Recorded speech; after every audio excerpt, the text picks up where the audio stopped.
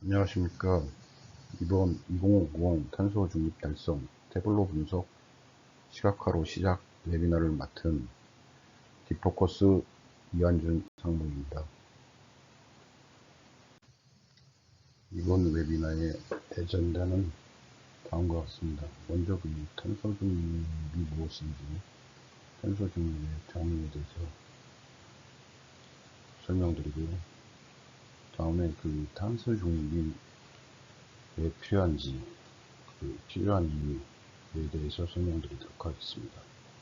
그리고 탄소 배출을 줄이기 위해 온실가스 인벤토리를 구축하고 에너지 관리 시스템을 통한 탄소 배출 줄이기를 어떻게 할 것인지에 대한 전략을 살펴보도록 하겠습니다. 그리고 마지막으로 태블로를 활용하여 에너지 관리 시스템 구축하는 것에 대해서 설명드리도록 하겠습니다. 먼저 탄소 중립이라는 의미를 알아보면, 탄소 중립이라는 것은 대기 중에 배출, 방출 또는 유출되는 온실가스의 양에서 온실가스 흡수의 양을 상쇄하여 순 배출량이 제로가 되는 상태를 의미합니다. 온실가스 배출을 최소화해서 남은 온실가스는 산림이라든지 아니면 자연 환경에 의해서 흡수되어서 제거를 통해서 배출량이 0이 되는 개념이라고 보시면 됩니다. 그래서 탄소 중립을 우리가 넷제로라고 부르고 있습니다. 그래서 순 배출량이 0kg 탄소 중립화 이퀄 탄소 제로 또는 카본 제로, 넷 제로 이렇게 부르고 있습니다. 이거는 모두 동일한 의미라고 보시면 됩니다. 탄소 중립이 필요한 이유는 제가 설명드리지 않아도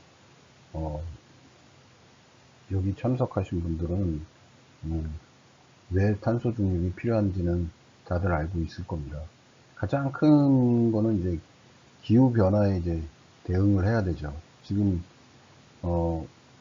기후 재앙이라고 표현을 할 수 있겠죠.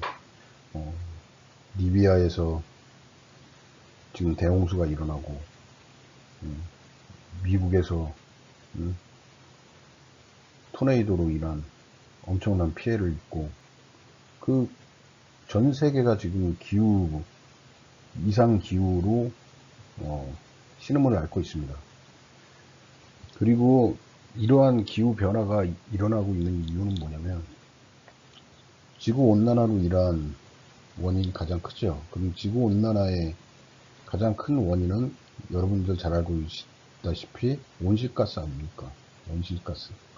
그 온실가스가 바로 탄소 배출로 인한 온실가스가 일어나는 거라고 보시면 됩니다.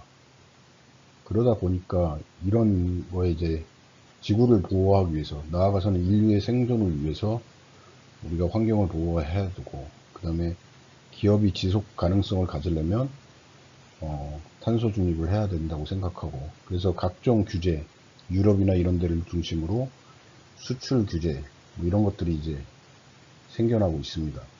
그리고 기업의 이미지와 저 기업은 지구, 더 나아가서 인류의 생명을 위협하는 기업이다, 그런 이미지를 가지면 안 되지 않습니까?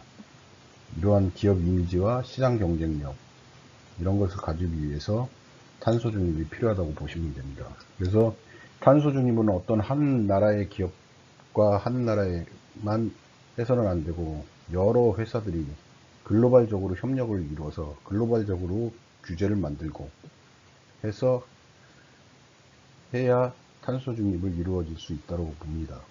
그리고 또한 에너지도 적절하게 효율적으로 쓸 수 있게, 그리고 재생 에너지를 쓸 수 있게, 이러한 것들로 갈 수 있게 해서 탄소 중립을 해야 된다고 봅니다. 그렇기 때문에 탄소 중립은 이제 선택이 아닌 필연이라고 보시면 됩니다. 탄소 중립 대응에 앞서서 가장 우선적으로 수행하는 것이 온실가스 인벤토리 구축이라고 보시면 됩니다.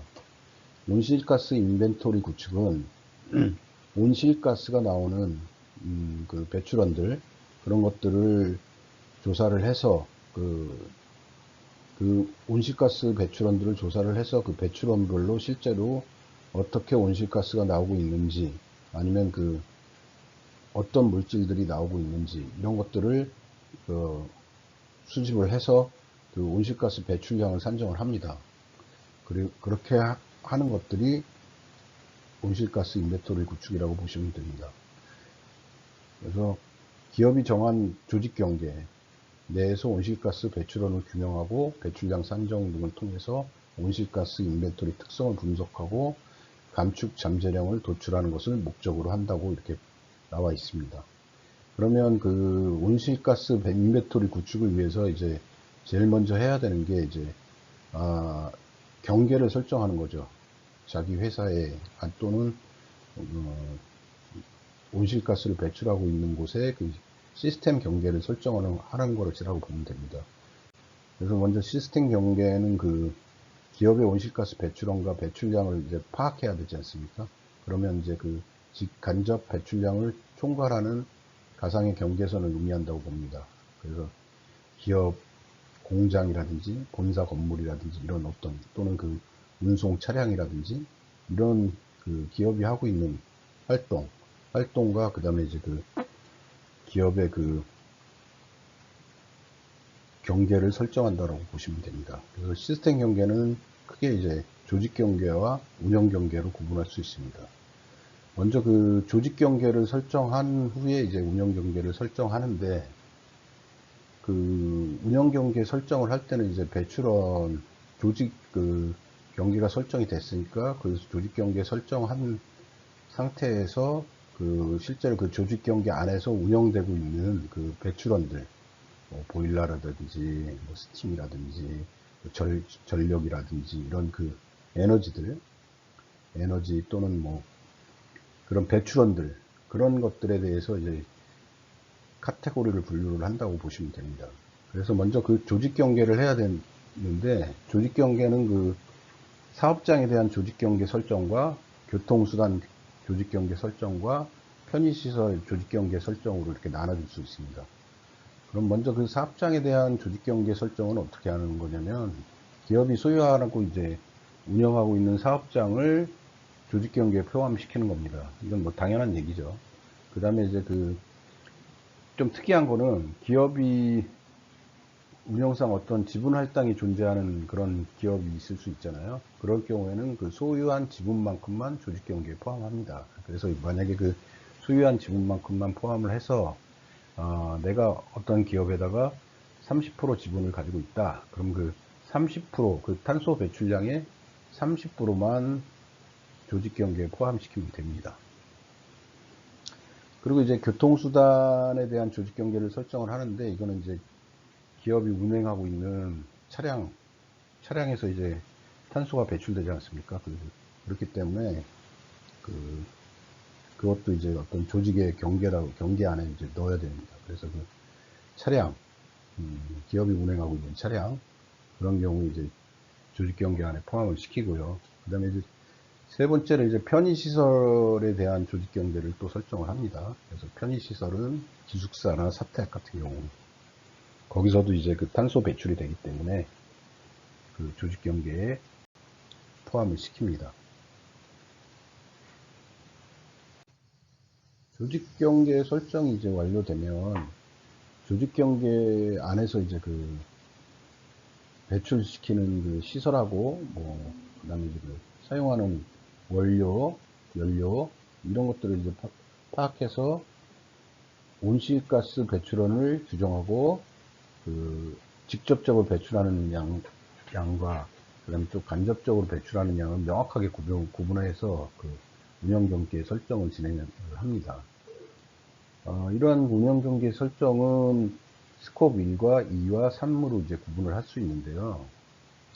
그 업체에서는 이제 그 온실가스가 발생이 예상되는 배출원 목록을 우선적으로 작성을 해야 합니다. 그래야 이제 그 각 배출원에 따른 시설을 조사해서 목록화할 수가 있겠죠. 그래서 그 운영 경계를 설정할 때 배출원별로 목록화를 필요로 합니다. 그래서 운영 경계를 설정할 때 고려해야 하는 배출원이 무엇인지 정의하고, 배출량 산정하기에 앞서서 배출원별로 어떤 배출량 산정 방법론을 적용해야 되는지 결정을 하는 거죠.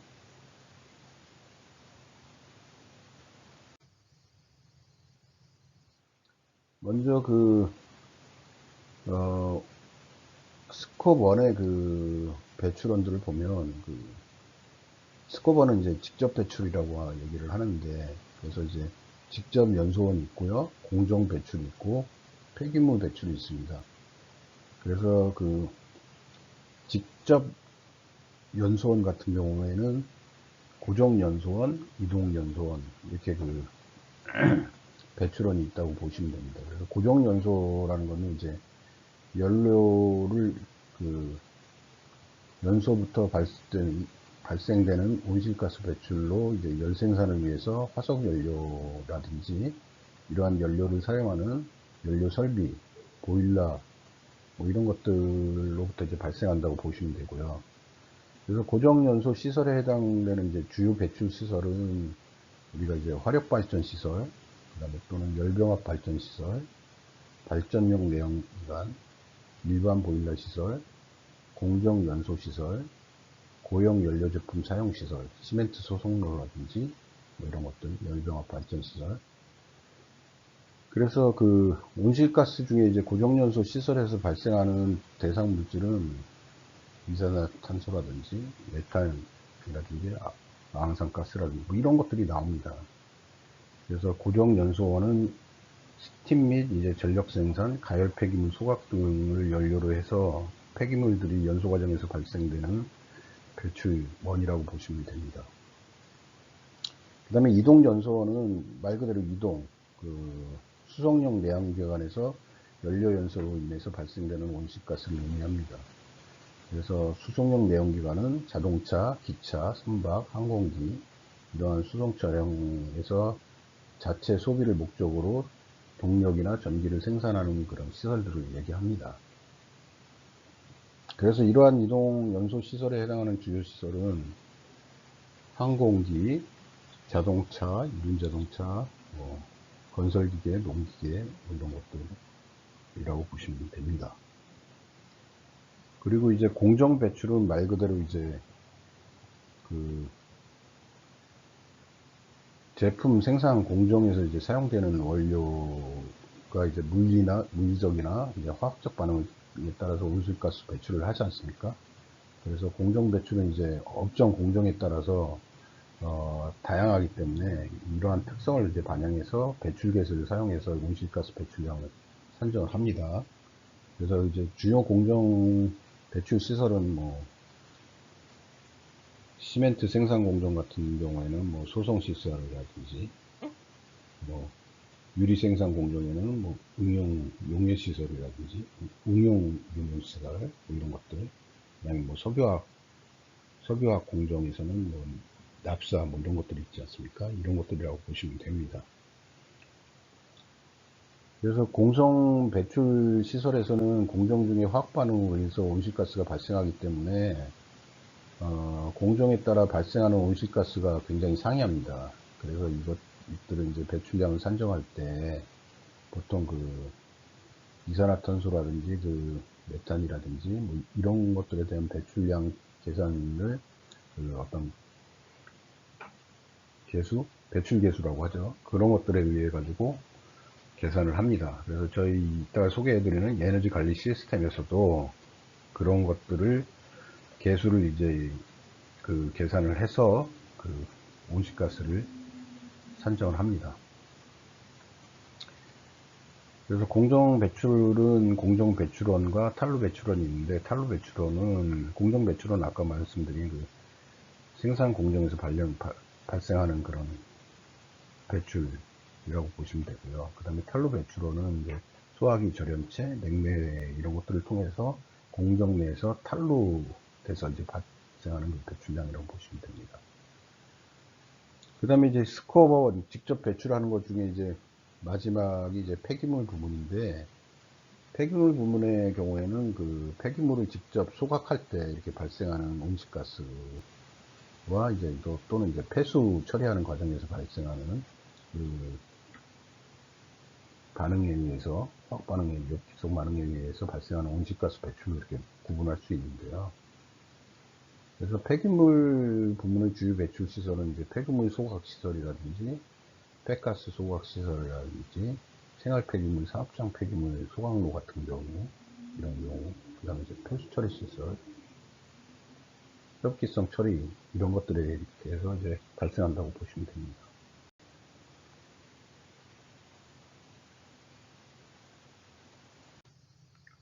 온실가스 인벤토리 구축에서 그 스콥2는 이제 간접 배출을 얘기를 합니다. 간접 배출이라는 거는 이제 기업이 소유하거나 또는 그 통제하는 그 생산 설비라든지 또는 사업 활동에 의해서 이제 뭐 건물이라든지 그 다음에 무슨 PC라든지 이런 어떤 전력 사용으로는 인해서 발생되는 온실가스 배출을 의미합니다.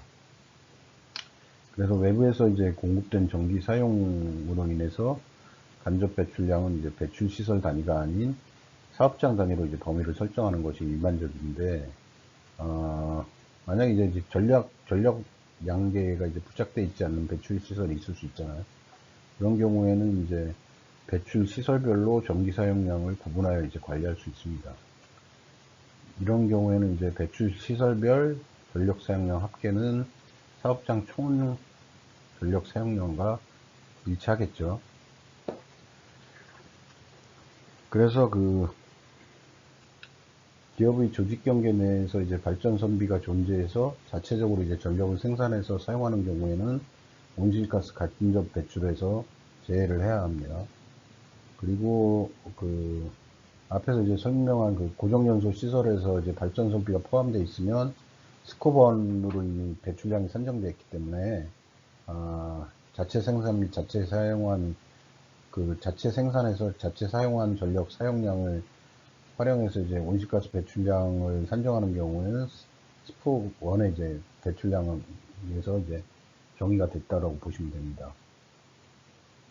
그리고 이제 태양광이라든지 풍력, 수령 이런 재생 에너지원에서 이제 당해년도 이제 생산 전력을 당해년도에 사용하는 경우에는 해당 재생 에너지 전력 사용량은 스콥2 배출량 산정에서 이제 제외할 수 있습니다.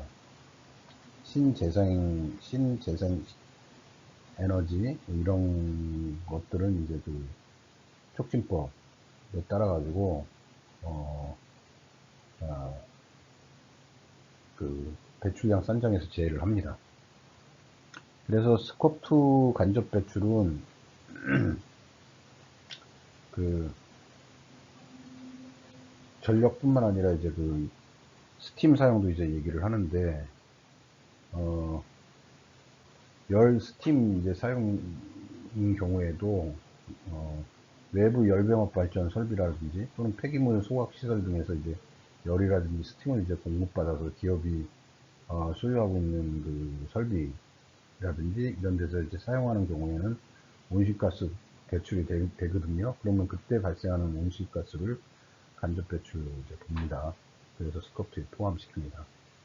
외부에서 이제 공급된 열, 스팀 이제 사용으로 인한 간접 배출량 산정 범위는 전기 사용하고 마찬가지로 그 사업장 단위로 정하는 게 맞고요. 그 다음에 이제 배출 시설별로 별도의 스팀 유량계가 부착되어 있는 경우에는 시설별로 이제 스팀 사용량을 관리할 수 있지만, 이런 경우 이제 그 배출 시설별로 이제 스팀 사용량 그 합계가 총 사업장 합계하고 똑같아야 되겠죠. 그리고 이제 조직 경계 내에서 생산된 열 스팀을 자체적으로 사용하는 경우에는 배출량 중복 순정 이슈로 인해서 스콥2 배출량 산정에서 또한 제외를 합니다. 그리고 이제 그 열 스팀 사용 온실가스 배출량을 이제 산정할 때는 보면 대부분 공급업체에서 배출가스를 제공을 합니다. 근데 만약에 그렇지 않을 경우에는 그 근거자료, 공급업체에서 근거자료를 이제 줘야 합니다. 그래서 그 근거자료를 토대로 해서 배출가스를 자체적으로 개발해서 배출량을 산정을 합니다.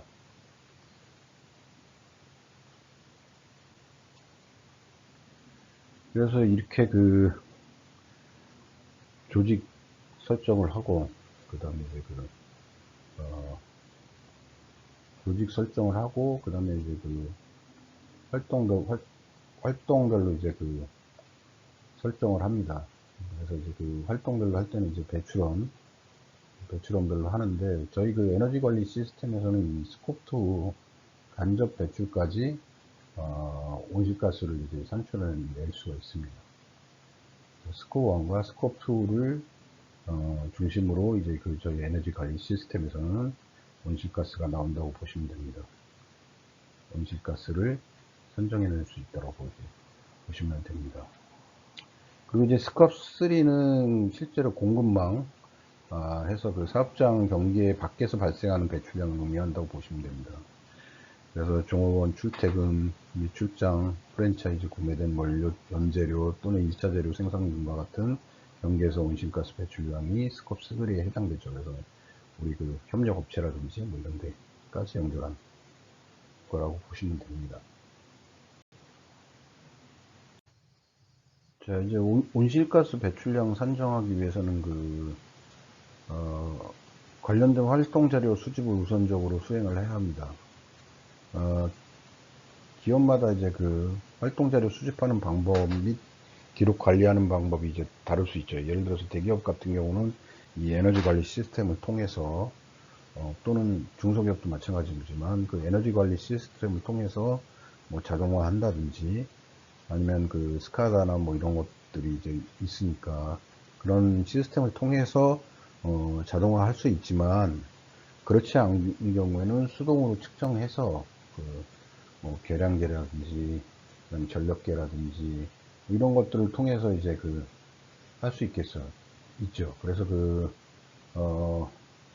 온실가스 배출량 산정을 이제 정확하게 하기 위해서는 일정한 기준에 따라서 활동 자료를 관리하는 것이 필요하다고 봅니다. 그래서 이제 단위라든지 이런 것도 맞춰야 되고 뭐 그런 작업들을 해야 된다고 보면 됩니다. 그래서 태블로에서 쓸 때는 이제 데이터를 이제 수집하는 거라고 보시면 되고요. 그래서 측정각 기준으로 이제 활동 자료를 관리하는 경우에는 연료용 계측기를 설치하는 시설에 대해서는 매일 운영 일지를 작성해서 연료 사용량을 이제 기록하고 이제 관리할 수 있겠죠. 수동으로 하는 경우에. 그 다음에 이제 구매량 기준으로 활동 자료를 관리하는 경우에는 연료 공급처에서 발행하는 영수증에 표기된 사용량, 연료 사용량을 기반으로 활동 자료를 기록 관리할 수 있고요. 그 다음에 이제 연료 사용량 단위가 잘못된 경우에는 이제 배출량 산정에 오류가 이제 생길 수 있으니까 활동 자료 이제 수집할 때는 단위에 특히 주의를 해야 합니다. 아까 말씀드린 대로. 우리 데이터를 수집할 때 단위가 되게 중요하지 않습니까? 그래서 이제 고정 이동연소 활동 자료 수집하는 경우에는 고정 연소는 이제 퓨엘가스, 경유, 뭐 LNG, LPG 이런 연료 또는 이제 폐가스, 폐플라스틱 등의 폐기물 보일러, 소각로 등 이런 배출 시설에서 연소되는 이산화탄소, 메탄, 아산화질소 같은 이게 이제 온실가스를 배출하는 연소원이거든요. 그래서 이제 고체, 액체, 기체 연료로 이제 활동 자료를 이제 구분을 할 수 있겠죠. 그래서 연료용 계측기가 설정된 경우는 계측기를 통해 연료 사용량을 확인할 수 있지만, 계측기가 설정되지 않았을 때는 연료 구매량을 통해서 사용량을 산정합니다. 그래서 이걸 이제 데이터 수집을 이렇게 하는 게 있고요. 보통 이제 기업에서는 이제 다음에 이제 소개해드릴 에너지 관리 시스템에서는 스카다라든지 아니면 파이 시스템이라든지 뭐 이런 뭐 ERP라든지 이런 걸 통해서 이제 자료를 가져온다고 보시면 됩니다. 이러한 자료, 고정 이동 연소. 그래서 이러한 것들을 하는 작업이, 그러니까 이제 데이터를 수집하고 배출원별로 실제로 이제 데이터를 수집하고 뭐 하는 것들을, 그 다음에 이제 단위를 맞추고 뭐 이런 것들을 하는 거, 그러니까 이제 요거를 이제 자동화하면 이제 자동화 시스템이 되는 거고, 그렇지 않은 경우에는 이제 일일 활동을 통해서 어떤 DB라든지 뭐 엑셀 자료라든지 이런 데다 이제 입력을 해야 되겠죠. 그래서 이러한 작업을 하는 거를 우리가 이제 배출원별로 이제 활동 자료를 수집한다고 보면 됩니다. 근데 이제 에너지 관리 시스템은 이렇게 수작업으로 작업해서 엑셀 자료라든지 뭐 아니면 또는 DB에 어떤 입력을 한다든지 뭐 이렇게 해서 하는 자료도 올릴 수 있지만 대부분 보면 이제 에너지 관리 시스템이 이제 깔리는 데는 그 스카다라든지 뭐 아니면 파이 시스템도 스카다 일종이죠. 뭐 MES라든지 이런 걸 통해서 이제 자료를 이렇게 연계할 수 있게 구성이 되어 있습니다. 이제 배출원별로 이제 활동 자료를 수집을 해서 데이터를 만들었으면 이게 일별 데이터가 됐든 또는 월별 데이터가 됐든 뭐 가장 기초적인 건 일별 데이터가 되겠죠. 그래서 일별 데이터를 가지고 온실가스 배출량을 산정을 해야 합니다. 그 온실가스 배출량을 산정하는 방법은 여러 가지가 있는데 저희 에너지 관리 시스템에서도 실제로 이 계산 방법을 쓰는데 배출계수를 활용하는 이런 방법을 씁니다. 그래서 배출계수를 입력할 수 있게 해놓고 그것을 이제 사용을 합니다. 그리고 이 배출계수 같은 경우는 공식적으로 이제 그 나라에서 이제 만들어 놓은 그런 배출계수가 있습니다. 근데 이제 그거를 쓰지 않고 저희 에너지 관리 시스템에서는 그렇게 쓰지 않고 태블로 상에서 그 배출계수를 입력을 할 수 있게, 룰을 입력할 수 있게 해놨습니다. 그래서 DB로 이제 관리를 하고 있고요. 수정도 할 수 있게 해놨고요. 그렇게 보시면 되고, 그래서 대부분 보면 이제 그 계산 방법에 의해서 배출계수를 활용해서 그 온실가스를 합니다.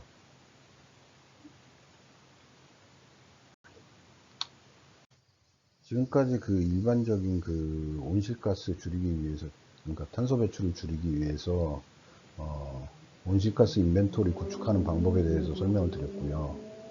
그러면 에너지 관리 시스템이 뭔 연관이 있느냐? 에너지 관리 시스템이 실제로 그 온실가스 인벤토리를 구축하고 그 에너지들이 사용되고 있는 것들이 그 탄소 배출을 하는 것이라고 보면 됩니다. 그래서 아까 얘기한 스콥 1, 스콥 2, 직접 배출, 간접 배출 이런 것들이 전부 에너지들이 쓰이는 거거든요. 그래서 그 에너지 사용량을 가지고 그것을 수집해서 모니터링하고 분석하고 에너지를 절감 방안을 수립해서 적용을 한다면 그 에너지가 세이빙이 되고 그 다음에 이제 탄소 배출 그로 인해서 연소되는 연료라든지 뭐 이런 것들이 이제 줄니까 탄소 배출이 감소할 수 있겠죠. 그래서 에너지 관리 시스템은 말 그대로 기업이 에너지 사용을 모니터링하고 최적화하기 위한 전략 및 기술의 모음이라고 보면 됩니다. 그래서 에너지 효율을 개선하고 에너지 소비를 최소화하는 데 중점을 두고 이를 통해서 비용 절감 및 환경 영향을 최소화하는 데 도움이 된다고 보시면 됩니다. 그래서 에너지 관리 시스템은 에너지 비용 절감과 환경 영향 감소를 위해 종합적인 전략의 일부로 통합될 수 있으며 이는 기업의 지속 가능성과 경쟁력을 향상시킬 수 있다고 보시면 됩니다. 그래서 에너지 관리 시스템을 통해서 에너지 효율이 높으면 에너지 소비와 관련된 탄소 배출도 이제 감소를 시킬 수가 있겠죠. 그래서 실제로 온실가스 인벤토리 구축 측면에서 이제 에너지 관리 시스템의 데이터 웨어하우스를 만드는 건 아니지만 각 설비뿐만 아니라 그 에너지를 사용하고 있는 건물 뭐 이런 스콥 1, 스콥 2까지 이 에너지 관리 시스템이 커버를 한다고 이렇게 보시면 됩니다.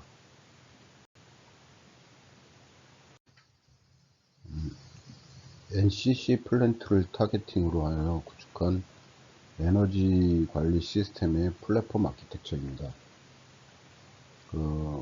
지금 여기 보시면 이제 데이터 소스라고 되어 있는 부분, 이 부분에서 다양한 소스로부터 데이터를 수집하고 저장하고 가공 분석 과정을 통해서 공장의 에너지원과 에너지 지표를 모니터링 할 수 있는 대시보드로 리포팅 되는 분석 시스템이라고 이렇게 보시면 됩니다. 실제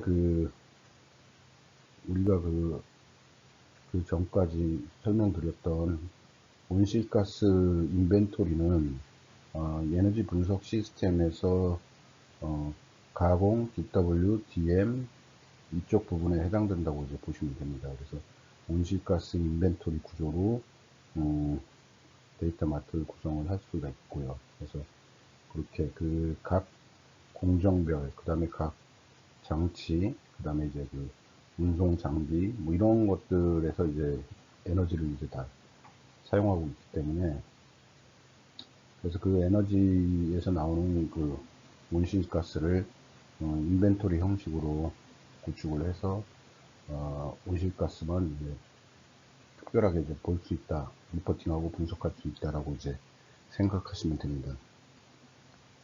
대규모 장치 산업답게 이제 플랜트에서 생성된 데이터는 얘는 이제 NCC 공장을 이제 모델링으로 해서 에너지 관리 시스템을 만들었는데 굉장히 큰 장치 산업입니다. NCC는. 그러다 보니까 굉장히 많은 데이터 종류들이 있습니다. 뭐 파이라든지, 파이 같은 경우는 이제 각 태그별로 연결이 돼서 데이터들이 나옵니다. 그래서 각 석유화학 공장 이렇게 가보시면 알겠지만 탱크, 관로 뭐 이런 것들이 이렇게 연결이 되어 있지 않습니까? 그래서 열을 가해서, 납사에 열을 가해서 어떤 제품을 만들어내는 산업이라고 이렇게 보시면 되고요. 그러다 보니까 중간중간에 이제 체크를 해서 데이터들이 나옵니다. 그래서 이제 거기에 이제 실제로 열이 얼마나 사용됐고, 이런 에너지가 얼마나 사용됐는지, 이런 것들이 이제 데이터가 나옵니다. 그 중에 이제 하나가 이제, 스카다 장비에서 나오는 것들이 있고요. 그 다음에 이제 파이라고 이제 우리가 HMI라고 그러는데, HMI 솔루션을 통해서 실시간 데이터들이 이제 나옵니다. 그리고 NIMS라든지, 뭐, MES, 그리고 이제, MES에서는 운전정보, ERP에서는 또 운전정보, 그 다음에 뭐 단가정보, 이런 것들이 나오죠. 그래서 생산, 소비, 출하, 판매, 설비 기본정보, 운전 로그정보, 그리고 뭐 탱크 재고정보, 생산에 관련된 모든 데이터를 보유하고 있는 게 이제 MES라고 보시면 되고요. 그에 이제 ERP 데이터에서는 운송이라든지 뭐 이런 거 했을 때, 에너지,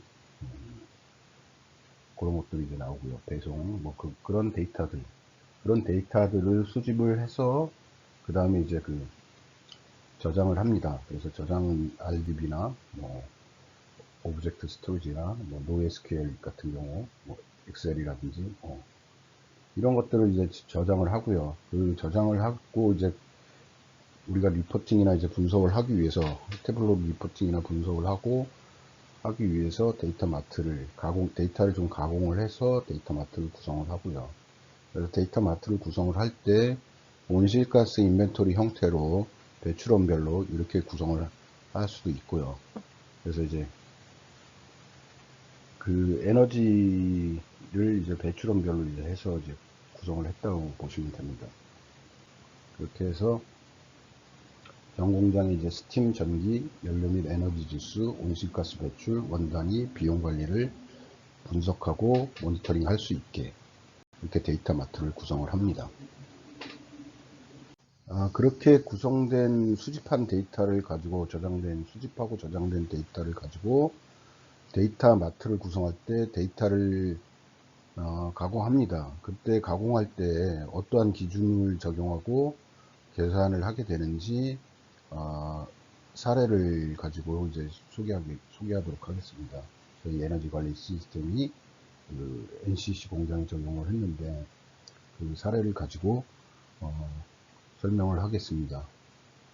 참고로 제품을 포함해서 각종 연료, 전기, 스팀 등의 생산량, 소비량, 이송량 이런 것들은 이런 측정값은 생산 설비나 운전 설비들에 이제 부착된 유량계 태그, 아까 제가 말씀드렸던 태그, 그런 것들을 이용해서 이제 측정을 하는데, 데이터 정확성을 높이기 위해서 이제 그 DR 솔루션이라는 것을 통해서 유량이 들어가고 나오는 데이터를 산정을 합니다. 그 DR이라는 건 뭐냐면 이제 데이터를 복구해 주는 거예요. 예를 들어서 이제 뭐 3이라고 나왔는데 그 3이라는 데이터가 정확하지 않을 수 있거든요. 뭐 발열량이라든지 뭐 이런 걸 통해서 그런 것을 이제 그 DR 솔루션이라는 걸 통해서 그 데이터를 이제 산정을 해주는 그런 솔루션이라고 보시면 됩니다. 그리고 이제 스팀 경우도 이제 마찬가지입니다. 그래서 소비처에 따라서 어떤 값을 분석용 데이터로 사용할지를 정해서 이제 적용하게 됩니다. 그리고 이제 전기 같은 경우는 생산량, 소비량, 이송량의 그 밸런스에 따라서 송수전이 이루어진다고 보시면 됩니다. 그래서 생산량이 얼마고 소비량이 얼마고 이송량이 얼마다라는 걸 이걸 계산을 해가지고 전기가 남는지, 그다음에 부족한지 뭐 이런 것들을 이제 해서 그 수전 단가나 송전 단가 등을 필요로 하고 이것을 가지고 이제 에너지 효율과 비용 산출에 이제 활용을 합니다. 좀 어려운 얘기라고 이제 생각되는데, 에너지 관리 시스템에서 저희가 이제 그 생산량, 소비량, 이송량 이제 이 밸런스에 따라 가지고 그 차이라든지 이런 거에 따라 가지고 그 계산을 해준다고 그렇게 보시면 됩니다. 그리고 연료 항목에는 이제 그 퓨엘가스 여기가 이제 중요한데 퓨엘가스, 퓨엘오일 이런 구분에 따라서 그 열량, 발열량이라든지 이런 것들을 적용하도록 설정된 데이터를 사용해서 사용차 설비의 그 효율의 경우 어떻게 계산식 관리를 기준으로 설비 특성에 따라 적절한 산출 계산식을 적용해서 계산을 하게 됩니다.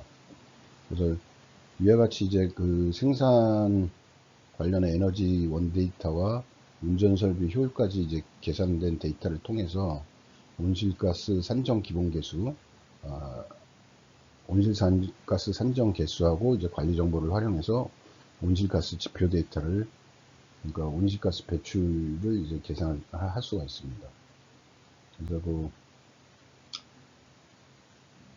나중에 이제 제가 한번 소개해 드리겠는데 그 온실가스 계산하는 방법이 있어요. 그래서 거기에 이제 그 발열량이라든지 뭐 이런 것들이 이제 중요한데 그런 걸 이제 통해서 이제 온실가스 배출량을 이제 계산을 한다고 보시면 됩니다. 네, 에너지 분석 시스템의 첫 번째 화면은 전체 공장 에너지 주요 지표 현황을 보여주는 대시보드라고 보시면 됩니다. 그래서 전체 공장을 보고 그 다음에 각 사업장별로 보고 그 사업장의 이제 세부 공정별로 이렇게 볼 수 있는 그런 구성으로 되어 있다고 보시면 됩니다. 그래서 그 전체 공장 에너지 주요 지표 현황을 에너지 원단위, 에너지 사용량, 에너지 비용, 온실가스 배출량, 이 전체 공장의 전체 사업장의 온실가스 배출량을 보여준다고 보시면 됩니다. 그래서 스카다라든지 파이, IoT 센서, MES, ERP, 그 다음에 레가시 데이터 소스 등의 소스 시스템으로부터 개별되는 관리되고 있는 에너지를 데이터를 가지고 전체적으로 이렇게 보여주는 거라고 보시면 됩니다. 그리고 에너지 구성도가 어떻게 이루어져 있는지 이걸 이제 그 태블로에 색깔별로 이제 보여주고 있습니다. 그리고 이제 공장별 에너지 주요 지표 현황을 이제 보여주고 있는데요. 그래서 어떤 공장의 온실가스 배출량이 많은지 빠르게 이제 그러니까 사업장 이건 이제 공장이라고 표현했는데 사업장이 되는 거죠. 그러니까 사업장이 여러 군데가 있을 수 있잖아요. 그래서 그 사업장별 에너지 사용량 추이 및 비율을 보고 사업장별 온실가스 사용량의 이제 추이 비율을 해서 이 A 사업장은 왜 이렇게 온실가스가 많이 나오지? 뭐가 문제지? 이런 것들을 이제 분석할 수 있게 구성을 했다고 보시면 됩니다.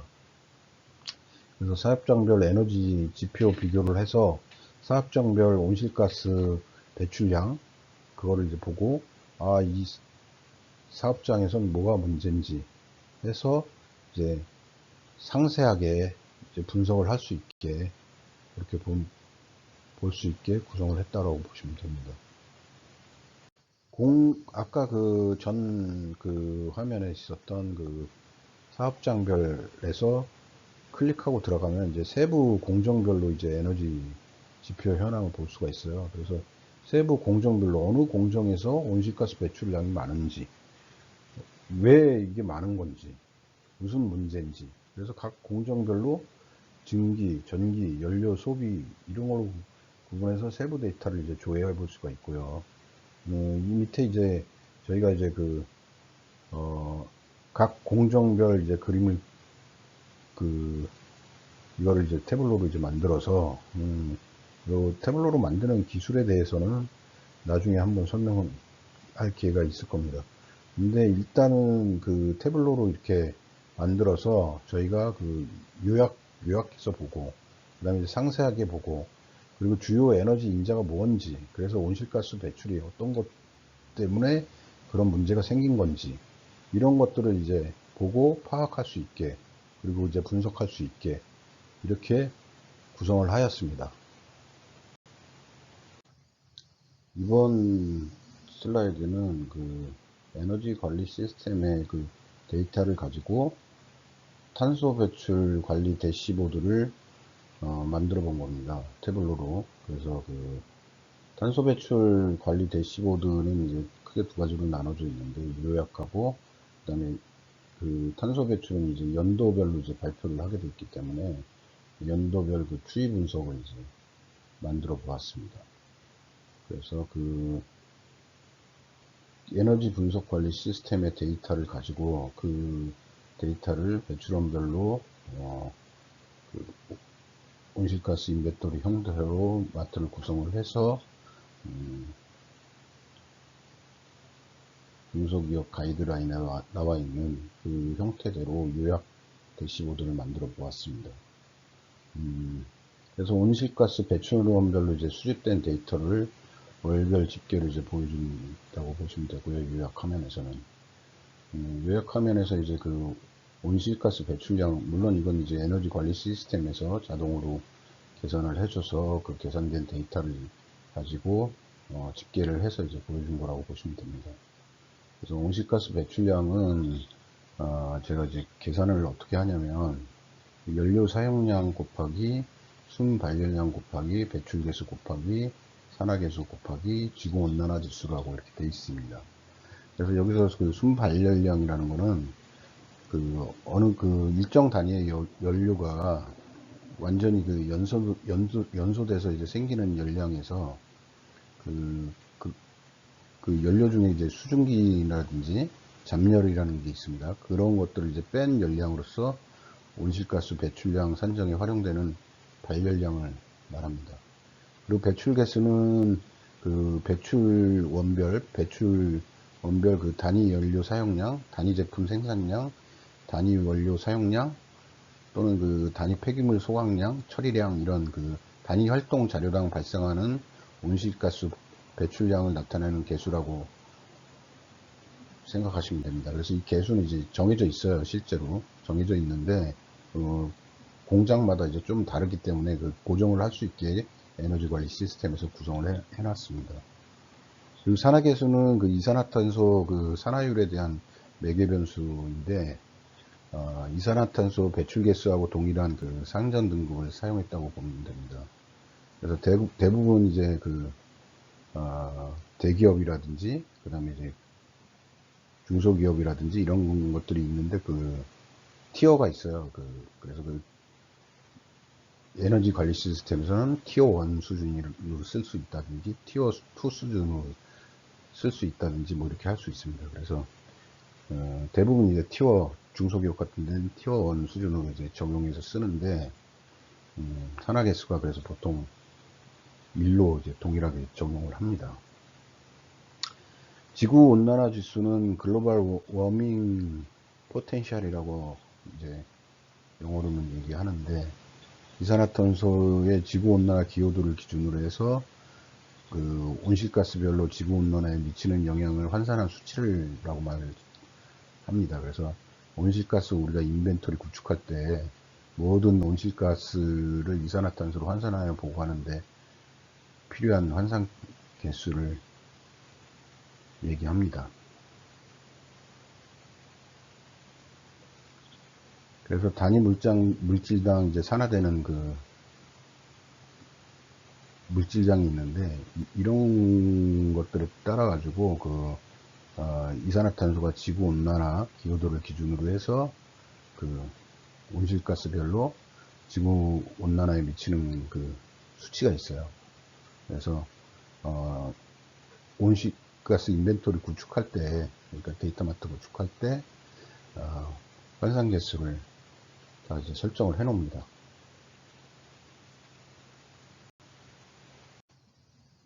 이번 슬라이드는 역시 에너지 분석 관리 시스템을 바탕으로, 데이터를 바탕으로 태블로 대시보드를 만들어 봤는데, 탄소 배출 관리 대시보드 중에 연도별 추이 분석, 아까 요약된 데이터를 가지고 추이 분석을 이제 했다고 보면 됩니다. 그래서 몇 년도에 탄소 배출이 많았으면 왜 많았는지, 그리고 어떤 배출원이 많이 했는지, 그 다음에 어떤 사업장이 배출을 많이 하고 있는지, 이런 것들을 이제 다양하게 이제 분석을 해서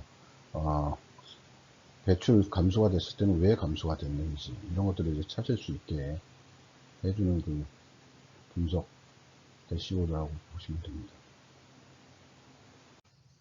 지금까지 에너지 태블로로 만든 에너지 분석 시스템을 통해서 어떻게 탄소 배출, 온실가스 인벤토리를 어떻게 구축을 했고, 그 다음에